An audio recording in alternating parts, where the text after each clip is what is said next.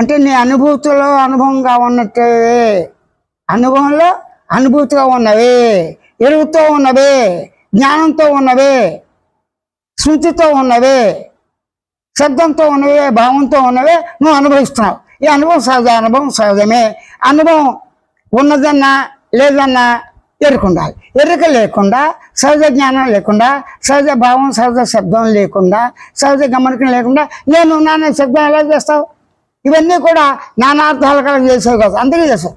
ఎక్కడి నుంచి వస్తున్నావు? మెడ్రాసు. అదే ఒక వేదాంత ఏం చేస్తాడు? ఎక్కడి నుంచి వస్తున్నాడు? అసలు నేను రాలేదు పోలేదు, నేనుగానే ఉన్నాను. నేను ఉన్నాను, ఇవాళ ఉన్నాను, రేపు ఉంటున్నాను.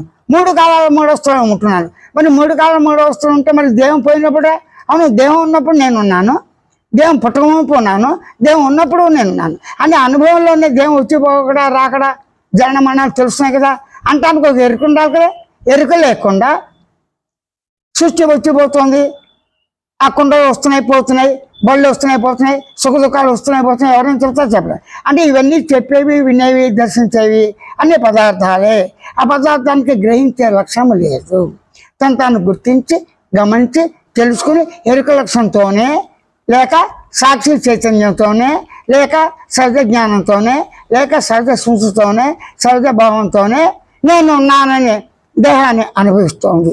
బహుకాలం నుంచి అనుభవించేవన్నీ కూడా దీనికి ఒత్తిడికి లోనైపోయి స్థిరమైన ఆనందం లేకపోవడం చేత, స్థిరమైనటువంటి స్వేచ్ఛ లేకపోవడం చేత, తన ఇష్టానికి అనుకూలంగా అననుకూలంగా ఎవరికి వాళ్ళే ప్రవర్తించడం చేత ఈ సిద్ధాంతాలు రాద్ధాంతాలు అన్నీ కూడా ఎంత శ్రేష్టమైనప్పటికీ శాస్త్రమైనటువంటి స్థిరమైన ఆనందాన్ని కలగజేయనందుననే ఇవి వచ్చిపోతున్నాయి. కాబట్టి ఈ భాష మూలాన, భావం మూలాన వచ్చిపోతున్నాయి.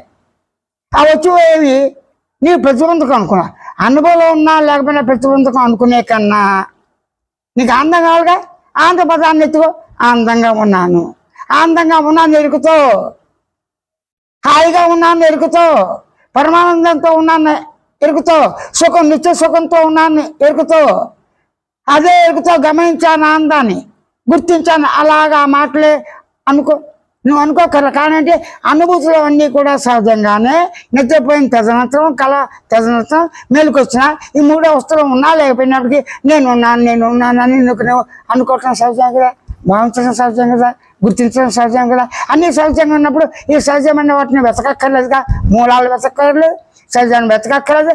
సహజంగా ఉన్న ప్రతిబంధకం కూడా వ్యవహార జ్ఞానంలో తింటూ మాట్లాడచ్చు, రాసుకుంటూ మాట్లాడచ్చు, నడుస్తూ మాట్లాడచ్చు, సినిమా చూస్తూ మాట్లాడచ్చు, అన్ని పనులు చేస్తూ మాట్లాడచ్చు. సుఖం దుఃఖం అన్ని గమనికలు అంటే నువ్వు గమనించింది, గుర్తించి తెలుసు అన్నీ కూడా నేను మనసుకు బుద్ధితో నీ దేహాన్ని ఎంత అనుభవించినప్పటికీ అన్నీ నీకు అనుభవంలో ఉన్నాయి కదా. అనుభవంలో ఉన్నవే వచ్చిపోతున్నాయి. ఆ వచ్చిపోతున్నాయని అనుకునే కన్నా అంటే న్యాచురల్గా అనుకోవటం ఎంత సహజమో అదే న్యాచురల్గా మౌనంగా ఉన్నాను.